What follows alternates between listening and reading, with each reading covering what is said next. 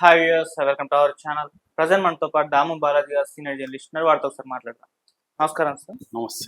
Sir, నిన్న Vizag steel plant లో భారీ అగ్ని ప్రమాదం సంభవించింది. చాలా మంది చనిపోయినట్టుగా కూడా తెలుస్తుంది. సో ఇప్పటి వరకు ఎంతమంది చనిపోయారు, అసలు ఈ ప్రమాదం ఎలా జరిగింది, ఇది ప్రమాదమా, దీని వెనకాల ఏమన్నా కుట్రుందా? ఎందుకంటే కొన్ని అనుమానాలు కూడా కుట్రున్నాయని చెప్పేసి వస్తున్నాయి సార్. అసలు ఏం జరిగింది సార్ అక్కడ? అంటే 13 ఏళ్ల తర్వాత వైజాగ్ స్టీల్ ప్లాంట్ లో మళ్ళీ ఒక దారుణం చోటు చేసుకుంది. 13 ఏళ్లకు ముందు కూడా ఇటువంటి ఒక ప్రమాదం జరిగి దాదాపు 19 మంది అప్పుడు బలయ్యారు. సో ఇప్పుడు మళ్ళీ అలాంటి ఒక పెద్ద ప్రమాదం జరిగింది. సో ఈ ప్రమాదం ఎలా జరిగింది, ఇది ప్రమాదమా లేకపోతే కుట్రా? ఎందుకంటే వైజాగ్ స్టీల్ ని క్లోజ్ చేసి ప్రైవేటైజ్ చేయాలని ఎప్పటి నుంచో కూడా సెంట్రల్ గవర్నమెంట్ అనుకుంటుంది, దాన్ని అడ్డుకుంటుంది. అక్కడ కార్మికులు సరిగా పనిచేయట్లేదని, కార్మికులు బ్లాక్మెయిల్ చేస్తున్నారని ఇలాగా రకరకాల వార్తలు వస్తున్నాయి. సో ఇదేమన్నా కుట్రపూరితంగా ఎలా చేసి దాన్ని మూయడానికి ప్లాన్ చేస్తున్నారన్న వార్తలు కూడా వస్తున్నాయి. సో మనకి ఇప్పటి వరకు ఉన్న సమాచారం మేరకు అసలు ఇది ఎలా జరిగింది, దీని మీద ఇప్పుడు సెంట్రల్ గవర్నమెంట్ ఎలా స్పందించింది, లేకపోతే ఇక్కడ స్థానికంగా కూటమి ప్రభుత్వం ఎలా రియాక్ట్ అయింది, ఇప్పటి వరకు అందుతున్న సమాచారం ఏంటి, కార్మికులు అక్కడ వాళ్ళ ఫ్యామిలీలు ఏమనుకుంటున్నారు, ఈ విషయాల గురించి మాట్లాడుకుందాం. సో ఇది యాక్చువల్గా నిన్న సాయంత్రం అరౌండ్ 4:20కి జరిగింది. మామూలుగా ఏంటంటే ఇక్కడ ఎస్ఎంఎస్ అంటారు, స్టీల్ మెల్ట్ షాప్ అంటారు. అంటే స్టీల్ని కరిగించి ఒకదాని నుంచి ఇంకొక దీంట్లోకి ఒక పెద్ద ముద్దలాగా, బ్లూమ్ అంటారు, ఆ ముద్దలాగా చేసి ప్రాసెస్ నడుస్తుంది ఇక్కడ. దీంట్లో కొంతమంది 14-15 మంది వర్క్ చేస్తారు ఇక్కడ. సో మామూలుగా అది చాలా తీవ్రమైన వేడి అక్కడ ఉంటుంది. 1540 డిగ్రీలు, అంటే ఆల్మోస్ట్ 1600 డిగ్రీల వేడి అక్కడ ఉంటుంది అనమాట. అందుకని ఎక్కువసేపు అక్కడ ఉండలేరు. 2 అవర్స్ పనిచేసి మళ్ళీ 2 అవర్స్ రెస్ట్ తీసుకుంటూ ఉంటారనమాట కార్మికులు. అక్కడ చాలా కష్టమైన వ్యవహారం. ఇదేంటంటే ప్రొసీజర్ ఏంటంటే మామూలుగా అక్కడ దీన్ని 150 టన్నుల ద్రవ రూపంలో ఉక్కు ఉంటుంది.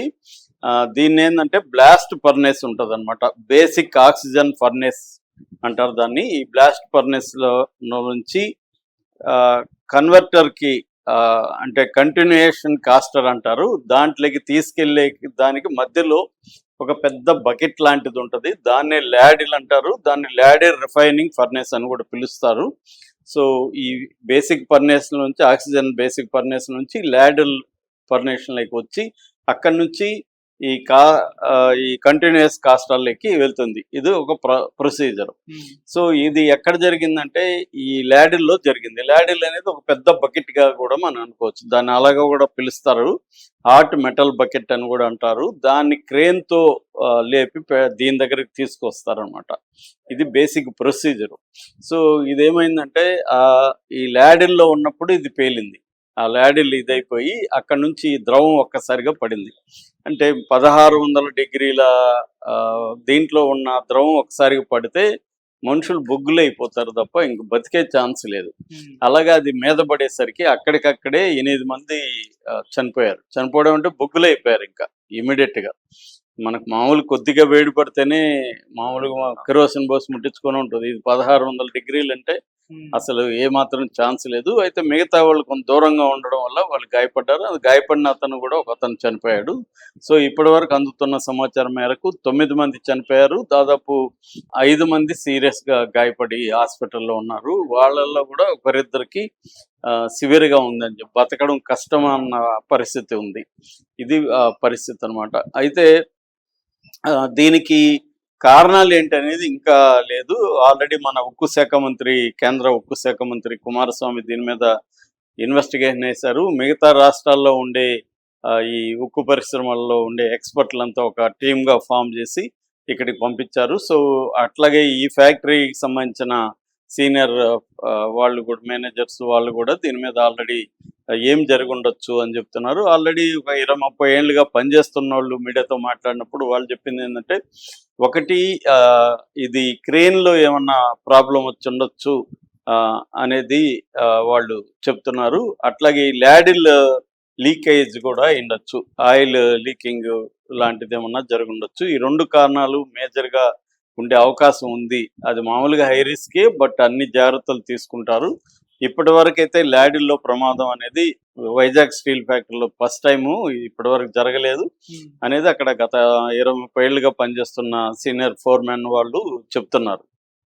అయితే ఎగ్జాక్ట్గా ఏం జరిగింది, ఎలా జరిగింది అనేది ఎంక్వైరీ వచ్చి దానికి 15 days టైం కూడా కుమారస్వామి పెట్టాడు. సో వాళ్ళు వచ్చి ఇంకా ఇవన్నీ చేస్తే కానీ క్లారిటీ రాదు. ఇప్పటి వరకు అయితే ఇది కుట్ర అయితే కాదు, ప్రమాదమే అనేది అక్కడున్న సీనియర్స్ పనిచేస్తున్న వాళ్ళు చెప్తున్నారు. అయితే ఫ్యామిలీస్ మాత్రం చాలా సీరియస్గా దీన్ని వ్యతిరేకిస్తున్నారు. ఎందుకంటే వాళ్ళ బాడీలు కూడా దొరికే పరిస్థితి లేదు, ఎవరి బాడీ ఎవరితో కూడా గుర్తుపట్టే పరిస్థితి లేదు. అంటే జస్ట్ బొగ్గులు అయిపోయినాయి, సో బాడీస్ లేవు అక్కడ. సో దానివల్ల వాళ్ళు హృదయ విదారకంగా ఏడుస్తున్నారు ఫ్యామిలీస్. వీళ్ళందరూ కూడా కాంట్రాక్ట్ లేబర్ యాక్చువల్గా. ఎందుకంటే ఇప్పుడు అక్కడ రెగ్యులర్ వాళ్ళు తగ్గిపోయారు, కాంట్రాక్ట్ వాళ్ళని కూడా చాలా మందిని తీసేసి మెల్లమెల్లగా స్టెప్ బై స్టెప్ దాన్ని నష్టాల్లోకి నెట్టేసి, మామూలుగా ఇది జరిగేది ఏ గవర్నమెంట్ ఉన్నా పిఎస్యు పబ్లిక్ సెక్టర్ యూనిట్స్ని స్లోగా నష్టాల్లోకి తీసుకెళ్ళి, చూడండి నష్టాల్లో ఉంది, ఎంతకాలం నడపాలి, బర్డన్ మీకే ప్రజలకే కదా, మీ డబ్బులే కదా మేము పెట్టాల్సి వస్తుంది అని ఒక ఇమేజ్ క్రియేట్ చేసి దాన్ని ప్రైవేటైజ్ చేసేస్తారు. ఇది ఎప్పటి నుంచో దేశంలో జరిగే ప్రొసీజరే. అలాగా నిజానికి ఇది దీనికి కావాల్సిన బొగ్గు అది కానీ కరెక్ట్గా సప్లై చేస్తే బ్రహ్మాండమైన లాభాల్లో ఉన్న పరిస్థితి ఉంది. కానీ దీన్ని మెల్లగా నష్టాల్లోకి తీసుకెళ్ళి మెట్టల్ లాంటి వాళ్ళకి దీన్ని అప్పగించే కార్యక్రమం జరుగుతుంది. దాన్ని కొంత ఎదుర్కొంటున్నారు, కానీ అది మెల్లగా అయితే ఆపే పరిస్థితి కనబడలేదు.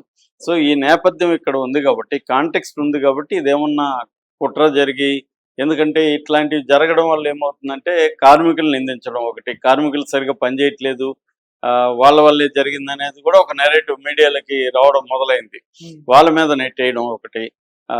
రెండవది ఏంటంటే ఇది సరిగ్గా లేదు, ఇక్కడ నష్టాల్లో ఉంది ఆల్రెడీ, ఇటువంటి ప్రమాదాల్లో పనిచేయడానికి కొత్తగా ఎవరు రావట్లేదు, ఇవన్నీ చెప్పి దీన్ని ప్రైవేటైజ్ చేయడం అన్న ఒక కాన్సెప్ట్ ఉందేమో అన్న అనుమానాలు అయితే ఉన్నాయి. బట్ ఇప్పటి వరకు ప్రాథమిక ఆధారాలు మాత్రం ఇది ఖచ్చితంగా ప్రమాదమే అని చెప్తున్నారు. బట్ నివేదిక వస్తే కానీ మనకు క్లారిటీ రాదు. ఒకవేళ నివేదిక వచ్చినా కూడా కుట్రని తేల్చే పరిస్థితి ఉండదు నాకు తెలిసి.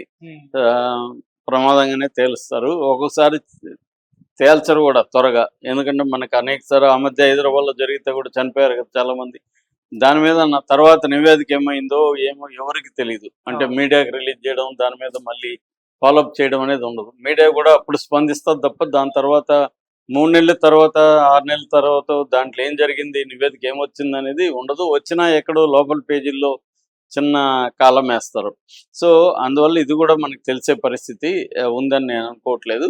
అయితే గవర్నమెంట్ అయితే స్పందించి ఇప్పటి వరకు 25 లక్షలు చనిపోయిన వాళ్ళకి, 10 లక్షలు ఇంజూర్ అయిన వాళ్ళకి, గాయపడిన వాళ్ళకి కుమారస్వామి ప్రకటించాడు. అట్లాగే సెంట్రల్ గవర్నమెంట్ కూడా, అంటే మోడీ ప్రధానమంత్రి ఫండ్లో నుంచి కూడా 2,50,000 చనిపోయిన వాళ్ళకి 2 లక్షలు, వీళ్ళకి 50,000 స్టేట్ గవర్నమెంట్ నుంచి కూడా ప్రకటించే అవకాశం కనిపిస్తుంది. ఈరోజు లోకేష్ వెళ్తున్నాడు అక్కడికి. ఆల్రెడీ సహాయ శాఖ మంత్రులు వాళ్ళు వెళ్ళారు. ఇక్కడ హోంమంత్రి అనిత, కలెక్టరు, ఎస్పీ వీళ్ళందరూ కూడా ఆల్రెడీ విజిట్ చేశారు. సో ఇక్కడ కూటమి ప్రభుత్వం కూడా సీరియస్గానే దాని మీద స్పందించిందని చెప్పచ్చు. చంద్రబాబు కూడా మానిటరింగ్ చేస్తున్నాడు. అలాగే మిగతా జగన్ కావచ్చు, మాధవ్ కావచ్చు, వీళ్ళందరూ కూడా రియాక్ట్ అవుతున్నారు. కిషన్ రెడ్డి వీళ్ళు కూడా అయ్యారు. సో మొత్తం రాజకీయ నాయకులంతా కూడా దీని మీద స్పందిస్తున్నారు. అయితే వీళ్ళ గాయపడిన వాళ్ళకి ఉద్యోగాలు కూడా ఇస్తామని చెప్తున్నారు. అలాగే చనిపోయిన వాళ్ళ ఫ్యామిలీలో నుంచి కూడా ఒకరికి ఉద్యోగం ఇస్తామని కుమారస్వామి ప్రకటించాడు. సో ఇంతవరకు బాగానే ఉంది. కాకపోతే ఏంటంటే అసలు ఇంత పెద్ద ప్రమాదం జరగడం ఏంటి, అది మామూలుగానే హై రిస్కీ ప్లేస్ అది. ఈ ఎస్ఎంఎస్ అనేది, స్టీల్ మెటల్ షాప్ అనేది హై రిస్కీ. ఎందుకంటే ఇందాక చెప్పినట్టుగా దాదాపు 1600 డిగ్రీల దీంట్లో అది ద్రవ ఉక్కు 150 టన్నులు అంటే మామూలు వ్యవహారం కాదు. సో అందులో కొంత భాగం పడినా మనుషులు బతికే పరిస్థితి లేదు. అటువంటి దాంట్లో మరి అసలు ప్రమాదానికి స్కోప్ లేని విధంగా చేయాలి, కానీ ఎలా జరిగింది ఇది అనేది ఇప్పుడు తేలాల్సి ఉంది. మరి తేలినాకైనా దాని మీద చర్య తీసుకుంటారా, లేకపోతే ఎప్పటికప్పుడు ఈ నివేదికల కోసం టైం పెట్టేసి ఆ తర్వాత ప్రజలు మర్చిపోతారు, మీడియా మర్చిపోతుంది కాబట్టి మళ్ళీ ఏం జరిగింది, ఎవరి మీద